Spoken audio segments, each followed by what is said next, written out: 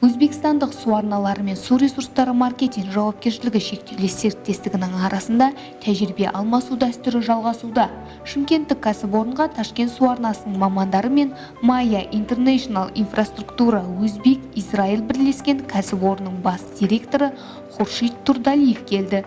Сумен жабдықтау бойынша өзбекстандық және қазақстандық мамандардың алғашқы кездесуінің басты тақырыптарының бірі су құбыры желілерінен жасырын ағып кетулерді іздеу болды. Соңғы уақытқа дейін Ташкентте бұл су арнасы үшін күрделі мәселе болды.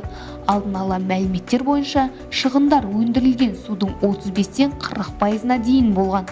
Күрделі мәселені шешу үшін израильдік мамандар қосылды. Олар жасырын ағып кетуді іздеу үшін ғарыштық спутник арқылы жүзеге асырылатын спектрлік талдауды қолдануды ұсынды. Бұл әдіс Марста су іздеу үшін пайдаланылады. Қазір ол коммуналдық қызметтердің игілігі үшін жұмыс істейді деп хабарлайды Maya International инфраструктура бірлескен Өзбек-Израиль кәсіпорнының бас директоры Хуршид Турдалиев. Жүргізілген жұмыстардың нәтижесінде жерасты шығыны орын алу мүмкіндігі 1500-ге жуық орын анықталды.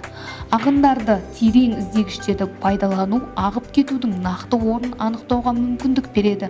Оларды жою бойынша нақты жұмыстар жүргізілді.